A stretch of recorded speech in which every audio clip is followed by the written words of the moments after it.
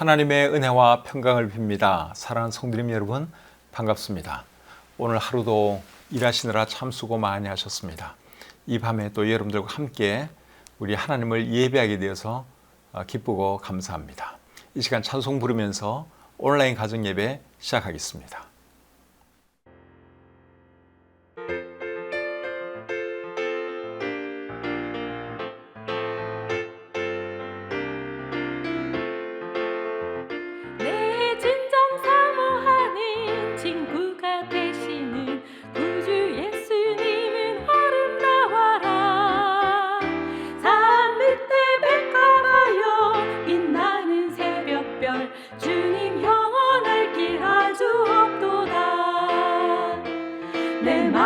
아플 적에 그 위로 되시며 나 외로울 때 좋은 친구라. 주는 저 산 밑에 백합 빛나는 새벽별 이 땅 위에 비길 것이 없도다. 내 맘의 모든 염려 이 세상 보라도 주님 항상 같이 하여 주시고 시험을 당할 때에 악마의 개교를 즉시 물리치사 나를 지키네. 온 세상 날 버려도 주 예수 안 버려 끝까지 나를 돌아보시니. 주는 저 산 밑에 백합 빛나는 새벽별 이 땅 위에 비길 것이 없도다. 내 맘을 다하여서 주님을 따르면 길이 나를 사랑하리니. 물들이 두렵지 않고 장검도 겁없네. 주는 높은 산성 내 방패시라. 내 영혼 먹이시는 그 은혜 누리고 나 친히 주를 뵙기 원하네. 주는 저 산 밑에 백합 빛나는 새벽별 이 땅 위에 비길 것이 없도다.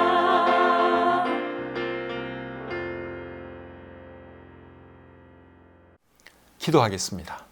하나님, 오늘도 우리에게 하루 생활 잘 마치게 하시고 이 시간 우리 성도님들과 함께 온라인 가정 예배 드리게 해주시니 감사합니다. 예배 드리는 장소는 다 다르지만 있는 곳에서 하나님께 최선을 다해서 예배하는 이 시간 되게 해 주시옵소서. 하나님께서 우리에게 주실 말씀을 기대합니다. 마음을 활짝 열고 잘 받아들이게 도와주시고 잘 이해할 수 있도록 도와주시옵소서. 모든 것 감사드리며 예수님의 이름으로 기도드립니다. 아멘. 찬송 한 곡 더 부르겠습니다.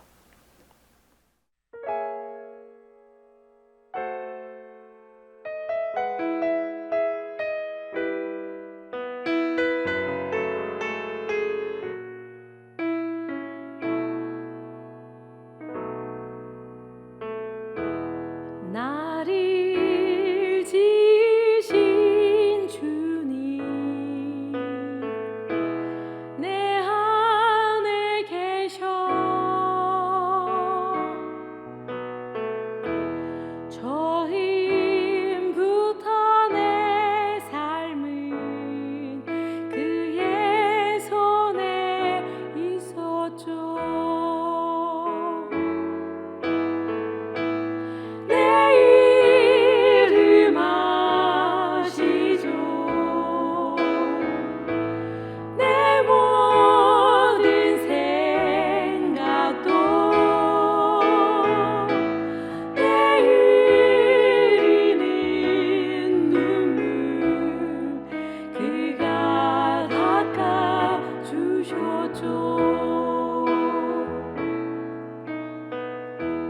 그는 내 아버지 난 그의 소유.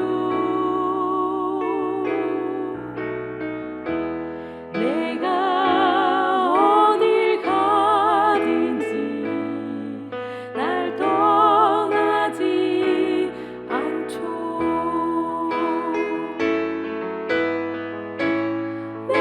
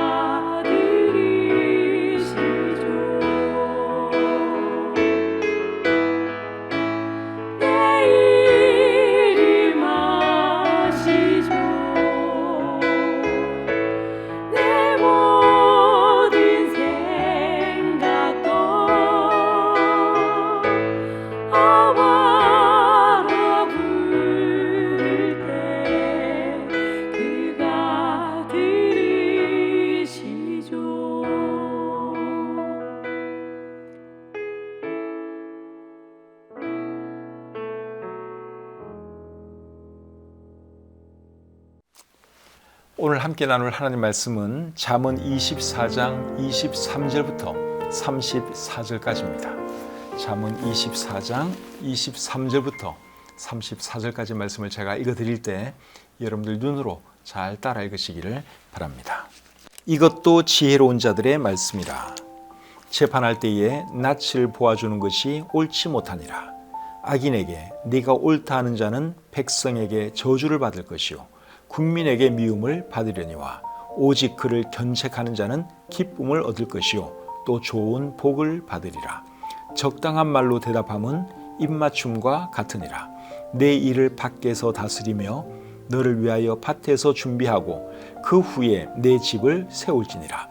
너는 까닭 없이 내 이웃을 쳐서 증인이 되지 말며 내 입술로 속이지 말지니라. 너는 그가 내게 행함같이 나도 그에게 행하여 그가 행한 대로 그 사람에게 갚겠다 말하지 말지니라. 내가 게으른 자의 밭과 지혜 없는 자의 포도원을 지나며 본즉 가시덤불이 그 전부에 퍼졌으며 그 지면이 거친 풀로 덮였고 돌담이 무너져 있기로 내가 보고 생각이 깊었고 내가 보고 훈계를 받았노라. 네가 좀 더 자자, 좀 더 졸자, 손을 모으고 좀 더 누워 있자 하니 내 빈궁이 강도같이 오며 내 곰핍이 군사같이 이르리라. 아멘. 잠언 24장 23절부터 34절까지 말씀을 읽어드렸습니다. 오늘 이 말씀이 우리에게 어떤 교훈을 주고 있는지 함께 배워보도록 하겠습니다. 먼저 23절 상반절을 제가 다시 한번 읽겠습니다. 이것도 지혜로운 자들의 말씀이라. 이것도 지혜로운 자들의 말씀이라. 그렇게 말씀을 하고 있죠. 이 말씀을 딱 읽는 순간 제가 어떤 생각을 했는가 하면 잠언을 기록하신 분은 솔로몬 왕인데 왜 지혜로운 자들이라고 했을까? 그게 궁금해져서 다른 성경들을 한번 찾아봤어요. 그랬더니 표준 세번역 성경과 우리말 성경은 단수형을 써서 지혜로운 사람, 지혜 있는 사람 그렇게 번역을 하고 있었습니다. 그러니까 개역 개정판하고 이제 이런 최근에 나온 성경들하고 차이가 있는 것을 제가 발견을 했어요. 그래서 영어 성경에는 또 어떻게 났을까 궁금해서 영어 성경을 찾아봤더니 영어 성경에는 The Wise 이렇게 번역을 해놨습니다. The Wise라고 이렇게 번역을 하면 우리말로는 지혜로운 자들도 되고 지혜로운 자도 됩니다. 어느 쪽으로도 번역을 할 수 있는 말이 되는 것이죠. 그래서 또 궁금해서 제가 히브리어 성경에는 그럼 뭐로 되어 있는지 제가 찾아봤더니 히브리어 성경에는 복수형으로 되어 있었습니다. 그러니까 우리 개역 개정판 성경은 히브리어 성경을 충실하게 번역을 한 거죠. 그래서 히브리어 성경에 나와 있는 대로 복수형을 써서 지혜로운 자들 그렇게 번역을 한 것입니다. 그러면은 왜 우리말 성경이나 표준 세번역 성경은 히브리어 성경을 따르지 않고 그냥 지혜로운 자 단수형을 썼을까? 그것이 궁금해지죠. 제 생각에는 왜 그렇게 했는가 하면 그분들이 표준 세번역이나 우리말 성경을 번역하는 분들이 어떻게 이해를 했는가 하면 원래 히브리어 성경에는 단수형이 맞는 것인데 히브리어 성경을 필사하던 필사자가 실수로 이제 복수형으로 써서 그렇게 했을 것이다. 그렇게 생각을 한 것 같아요. 그래서 이제 번역을 하면서 제가 애초에 생각했던 것처럼 솔로몬 한 사람만 생각하고 단수형으로 번역을 한 것이라고 생각이 듭니다. 근데 이게 단수형이 맞는지 복수형이 맞는지 그거는 저도 모르겠어요. 아무도 모르죠. 사실은 둘 중에 하나가 맞는 거는 틀림이 없어요. 어느 것이 맞는지는 저도 모르는데 만약에 단수형이 맞다면 여기 지혜로운 자는 솔로몬 왕이 되는 것이고 지혜로운 자들 복수형이 맞다면 솔로몬 왕이 다른 지혜자들의 글을 편집한 것으로 우리가 이해하면 되겠습니다. 그러니까 오늘 이 본문의 내용에 있어서는 이게 지혜자인지 지혜로운 자들인지 그것은 크게 중요한 것은 아니에요. 그냥 제가 개인적으로 성경을 제가 항상 정한 것을 추구하다 보니까 이제 이런 것을 제가 느껴서 잠시 말씀을 드렸고 오늘 이 본문을 이해하는 데는 뭐 크게 문제될 것은 없습니다. 자, 23절 하반절부터 25절 계속 보겠습니다. 재판할 때에 낯을 보아주는 것이 옳지 못하니라. 악인에게 네가 옳다 하는 자는 백성에게 저주를 받을 것이요 국민에게 미움을 받으려니와 오직 그를 견책하는 자는 기쁨을 얻을 것이요 또 좋은 복을 받으리라. 자, 이번에는 어떤 말씀을 하고 있습니까? 이 말씀은 재판과 관련된 말씀이죠. 재판과 관련해서 제일 먼저 하는 말은 23절 하반절 말씀인데 제가 다시 한번 읽을게요. 재판할 때에 낯을 보아주는 것이 옳지 못하니라. 당연한 말씀이죠. 재판에 있어서 제일 중요한 것은 공정성인데 아는 사람이라고 봐주고 힘 있는 사람이라고 봐주고 이래서 봐주고 저래서 봐주면 공정한 재판을 할 수가 없습니다. 그래서 하는 말이 낯을 보아주는 것이 옳지 않다. 그 말씀을 하는 것이죠. 그 다음에 두 번째로 하는 말은 24절입니다. 악인에게 네가 옳다 하는 자는 백성에게 저주를 받을 것이요 국민에게 미움을 받으려니와. 재판장이 악인을 옳다 하면 안 되죠. 악인에 대해서는 잘못했다고 네가 나쁘다고 그렇게 말하는 것이 옳습니다. 근데 악인에게 네가 옳다 하는 자는 어떻게 된다 그랬어요? 백성에게 저주를 받을 것이고 국민에게 미움을 받을 것이다. 그렇게 말씀을 하고 있습니다. 너무나 당연한 말씀이죠. 재판장은 그러면은 안 됩니다. 악인에 대해서는 악인이라고 말을 해야 하는 것이고 죄가 있는 사람에 대해서는 죄가 있다고 분명히 말을 해야 하는 것이죠. 세 번째로 하는 말은 25절입니다. 오직 그를 견책하는 자는 기쁨을 얻을 것이요 또 좋은 복을 받으리라. 여기서 그는 악인을 말하는 것이죠. 악인을 책망하고 악인을 벌주는 자는 이제 기쁨을 얻게 되고 복을 받게 될 것이다. 그런 말씀을 하고 있습니다. 그러니까 재판하는 분들은 이제 이런 말씀들을 마음에 잘 새기고 공정한 재판, 바른 재판을 해야 하는 것이죠. 우리나라 모든 재판관들이 이 말씀대로 정말 공정한 재판, 올바른 재판을 할 수 있도록 우리가 기도해야 할 줄 믿습니다. 그리고 우리나라 사법부가 정치에 휘둘리지 않고 정치화되지 않도록 그것을 위해서도 기도해야 할 것 같습니다. 법관들이 정치하는 사람들 눈치를 보고 그래서는 공정한 재판을 할 수가 없습니다. 법 앞에서는 모두가 다 평등해야 하는 것이죠. 힘 있는 사람이라고 해서 봐주고 그러면 절대로 안 되는 것입니다. 그래서 그런 일이 일어나지 않기 위해서는 사법부가 정치화되면 안 된다 하는 것이죠. 그래서 사법부는 사법부로서 독립관 기관으로서 정말 법과 양심에 의해서 올바른 재판을 해야 하는 것이죠. 우리나라 모든 재판관들이 좀 그런 사람들이 되게 해달라고 우리가 기도해야 할 줄 믿습니다. 26절 말씀 계속 보겠습니다. 적당한 말로 대답하면 입맞춤과 같으니라. 입맞춤과 같다는 말은 무슨 말일까요? 기쁨이 된다, 달콤하다 그런 의미로 이해하면 되겠죠.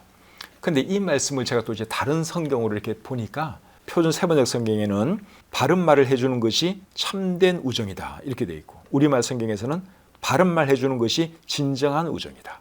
그리고 공동번역은 바른 말 해주는 것이 참된 우정이다. 다 비슷하게 번역을 하고 있는데 중요한 것은 입맞춤이라는 단어를 사용하지 않고 있다는 것입니다. 근데 히브리어 성경에는 입맞춤이라고 하는 단어가 분명히 들어가 있어요. 그리고 모든 영어 성경에도 다 입맞춤, 키스라고 하는 단어를 써서 26절을 번역하고 있는데 왜 우리나라 다른 성경들은 그 단어를 안 사용했을까? 제가 굉장히 궁금해지더라고요. 어쩌면 이게 우리나라 문화적인 것 때문에 아마 그런 것이 아닌가 하는 생각도 제가 좀 해봤습니다. 원래 우리나라 문화는 입 맞추는 그런 문화는 아니잖아요. 그런데 아가서라는 그 성경에 보면 입 맞춤이라든가 이런 이야기 그대로 다 번역을 하고 있거든요. 근데 왜 이상하게 26절에서는 개역 개정판은 제대로 번역을 하고 있는데 공동번역이나 우리말 표준 세번역 성경은 왜 히브리어 성경을 제대로 번역을 안 했을까? 그 이유는 제가 정말 모르겠어요. 여러분들이 혹시 연구를 좀 해보셔서 알게 되면 저에게 좀 알려주시면 고맙겠습니다. 근데 어쨌든 개역 개정판 성경은 번역을 정말 잘한 거예요. 히브리 성경 그대로 번역을 했으니까 번역을 참 잘한 것이죠. 26절을 제가 다시 한번 읽겠습니다. 적당한 말로 대답하면 입맞춤과 같으니라. 무엇이 입맞춤과 같다고요? 적당한 말로 대답하는 것이 입맞춤과 같다. 그렇게 말을 하고 있죠. 그런데 적당한 말로 대답하는 것을 우리나라 다른 성경들에서는 바른 말 해주는 것으로 또 번역을 하고 있습니다. 영어 성경에서는 right answer 그렇게 번역한 것도 있고 또 honest answer 그렇게 번역한 것도 있습니다. right answer는 올바른 대답이고 honest answer는 정직한 대답이죠. 그래서 적당한 말로 대답하는 것은 뭐 바르게 대답하는 것으로 이해할 수도 있고 뭐 정직하게 대답하는 것으로 이해할 수도 있겠습니다. 26절과 관련 있는 몇 구절만 찾아보도록 하겠습니다. 잠언 16장 13절 한번 보겠습니다. 의로운 입술은 왕들이 기뻐하는 것이요 정직하게 말하는 자는 그들의 사랑을 입느니라. 여기 보면 의로운 입술, 정직하게 말하는 자 이런 표현이 나오고 있죠. 그 다음에 잠언 15장 23절입니다. 사람은 그 입의 대답으로 말미암아 기쁨을 얻나니 때에 맞는 말이 얼마나 아름다운고. 이번에는 때에 맞는 말이라고 하는 표현이 나와요.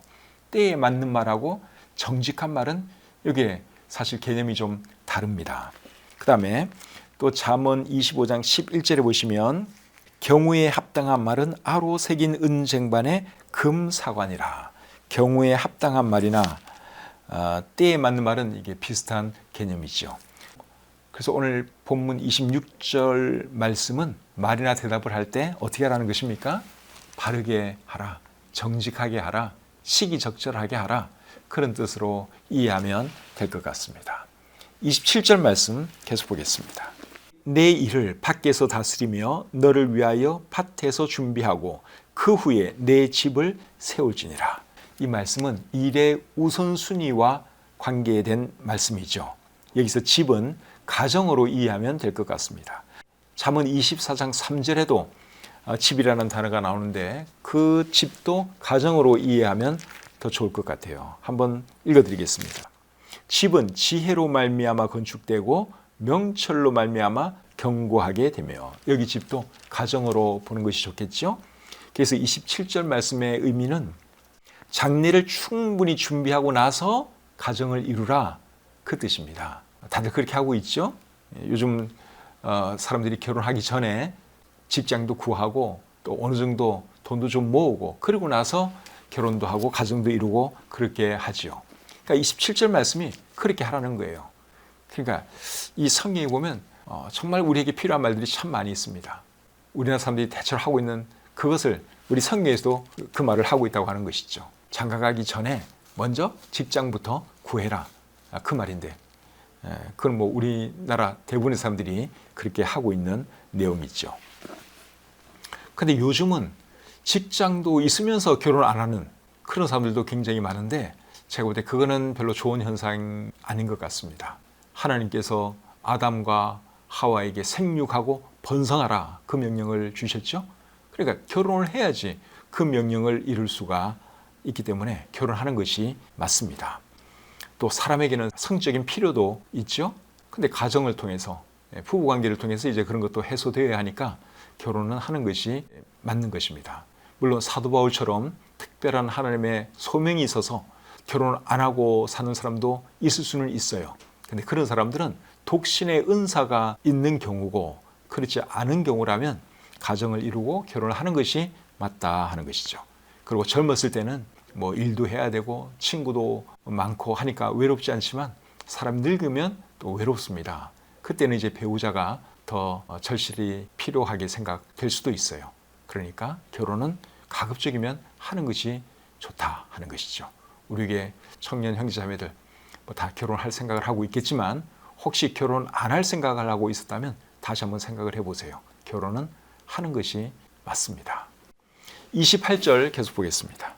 너는 까닭 없이 내 이웃을 쳐서 증인이 되지 말며 내 입술로 속이지 말지니라. 이번에는 거짓 증언하지 말라는 말씀을 하고 있죠. 거짓 증언하지 말라는 말씀은 10계명의 제9계명에 해당됩니다. 그래서 이웃에 대해서 절대로 거짓 증언하면 안 되죠. 내가 이웃에 대해서 거짓 증언하면 어떻게 되겠어요? 그 이웃이 나 때문에 불이익을 당할 수가 있는 것이고 큰 손해를 당할 수 있는 것이고 또 큰 벌을 받을 수도 있습니다. 근데 그렇게 되면 안 되죠. 설령 내 이웃이 좀 밉다 해도 거짓 증언해서 필요 이상으로 그 사람이 벌을 받게 한다든가 그래서는 안 되는 것이죠. 잠언 25장 18절에 이렇게 말씀을 하고 있습니다. 자기의 이웃을 쳐서 거짓 증거하는 사람은 방망이요 칼이요 뾰족한 화살이니라. 그러니까 큰 피해를 입힐 수 있다 그 말이죠. 방망이, 칼, 뾰족한 화살, 이런 것으로 우리가 사람을 해친다면 얼마나 나쁜 사람이에요. 근데 거짓 증언하는 것이 이런 것으로 사람을 해치는 것과 마찬가지다. 그 말씀을 하고 있습니다.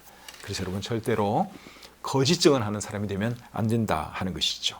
잠언 6장 19절 말씀에 의하면 하나님께서 가장 미워하시는 것 중에 하나가 거짓을 말하는 망령된 증인입니다. 거짓말로 거짓 증언하는 사람들 하나님이 아주 미워하세요. 그래서 그런 사람에 대해서는 하나님께서 벌을 주시는데 그 말씀은 잠언 19장 5절과 9절에 나옵니다.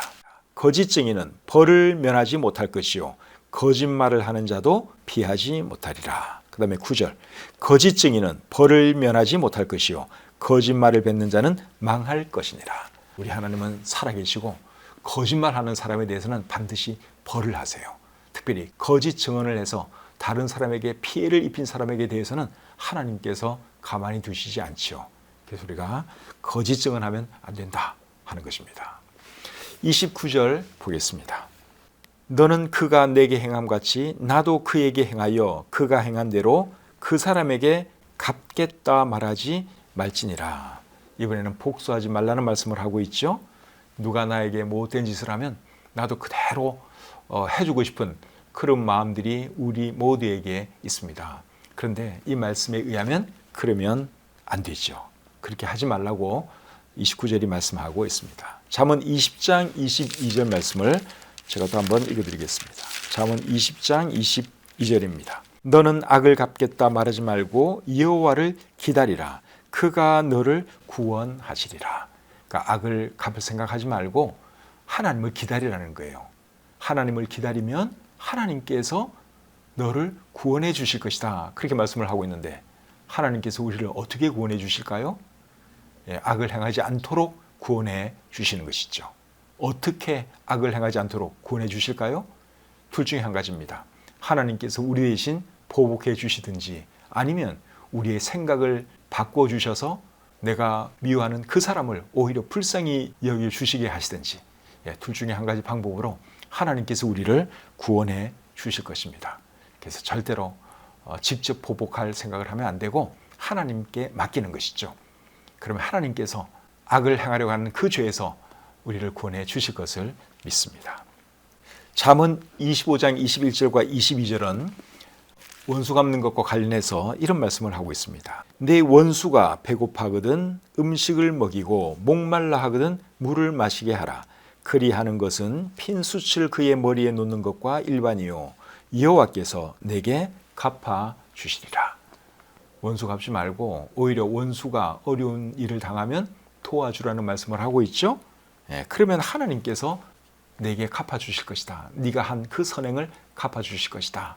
그렇게 말씀을 하고 있습니다. 이런 말씀들 잘 기억하시고 원수 갚는 사람이 되기보다는 용서해주고 하나님께 맡기는 그런 사람이 되어야 할 줄 믿습니다. 마지막으로 30절부터 34절 보겠습니다. 내가 게으른 자의 밭과 지혜 없는 자의 포도원을 지나며 본즉 가시덤불이 그 전부에 퍼졌으며 그 지면이 거친 풀로 덮였고 돌담이 무너져 있기로 내가 보고 생각이 깊었고 내가 보고 훈계를 받았노라. 네가 좀 더 자자 좀 더 졸자 손을 모으고 좀 더 누워있자 하니 내 빈궁이 강도같이 오며 내 곰핍이 군사같이 이르리라. 이 말씀은 전혀 어렵지 않습니다. 게으르지 말라는 말씀이에요. 우리 잠언에는 게으름을 경고하는 말씀이 참 많죠. 이제 이 말씀도 그런 말씀들 중에 하나입니다. 근데 게으른 사람들의 특징이 뭔가 하면 잠자기를 좋아한다는 거예요. 여기도 보면 내가 좀 더 자자, 좀 더 졸자, 손을 모으고 좀 더 누워 있자 한다. 이제 그렇게 말씀을 하고 있는데 저도 사실 아침에 일어날 때는 일어나기 싫어서 5분 내지 10분 더 침대에 누워 있곤 합니다. 그래도 결국 또 일어나긴 하는데 잠에 대한 유혹이 참 크죠. 그래도 우리가 부지런하게 사는 것이 맞습니다. 게으르면 가난하게 된다고 여기 말씀하고 있죠. 내 빈궁이 강도같이 오며 내 곰핍이 군사같이 이르리라. 그래서 우리가 부지런한 사람이 되어서 생활적으로도 넉넉한 사람이 되어야 하고 그리고 열심히 부지런히 또 살아서 하나님께 영광 돌려야 하는 것이죠. 이런 말씀들 잘 기억하시고 부지런하게 살아가는 저와 여러분들이 되었으면 좋겠습니다. 찬송 부르겠습니다.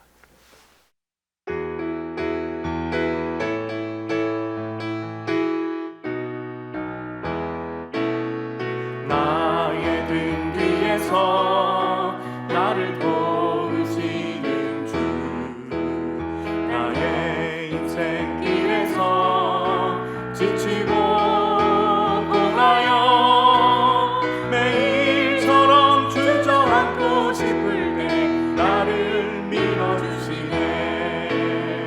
일어나 걸어라, 내가 새 힘을 주리니. 일어나 너 걸어라, 내 너를 도우리. 나의 등 뒤에서 나를 도우시는 주, 평안히 길을 갈 때 보이지 않아도 지치고 고나여 넘어질 때면 다가와 손 내미시네. 일어나 걸어라, 내가 새 힘을 주리니. 일어나 너 걸어라, 내 너를 도우리. 나의 등 위에서 나를 도우시는 주, 때때로 뒤돌아보면 여전히 계신 주, 잔잔한 미소로 바라보시며 나를 재촉하시네. 일어나 걸어라, 내가 새 힘을 주리니. 일어나 너 걸어라, 내 너를 도우리. 일어나 걸어라, 내가 새 힘을 주리니. 일어나 너 걸어라, 내 너를 도우리.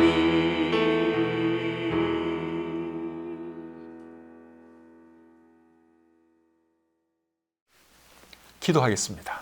하나님, 이 밤에도 저희들을 하나님 말씀 앞으로 불러주시고 귀한 말씀으로 교훈해 주시니 참 감사합니다. 이런 말씀들 대할 때마다 우리에게 많은 부족한 점들이 있음을 고백합니다. 하나님, 이런 말씀들을 통해서 우리가 더 나은 사람이 되게 하시고 더 부지런하고 더 말을 조심하고 더 지혜로운 사람들이 되게 해 주시옵소서. 오늘 한날의 생활도 감사합니다. 이 밤에 잘 때도 편히 쉬게 하시고 또 내일도 건강한 몸으로 일어나게 해 주시옵소서. 모든 것 감사드리며 예수님의 이름으로 기도드립니다. 아멘. 오늘 들은 말씀들 내용이 어떤 것이었는지 여러분들 다시 한번 가족들과 대화 나눠보시고 혼자 예배드린 분들은 이 말씀을 다시 한번 쭉 읽으면서 제대로 다 이해하셨는지 살펴보시고 그리고 기도하고 주무시기를 바랍니다. 어린 자녀들과 함께 예배드린 분들은 꼭 자녀들에게 질문하시고 그리고 자녀들에게 말할 기회도 주시고 그들의 생각을 들어보시면 좋을 것 같습니다. 오는 주일은 2월 마지막 주일이네요. 오는 주일도 우리 교회 모든 식구들 다 모여서 하나님께 예배드렸으면 좋겠습니다. 오는 주일날 교회에서 뵙도록 하겠습니다. 편안한 밤 되십시오.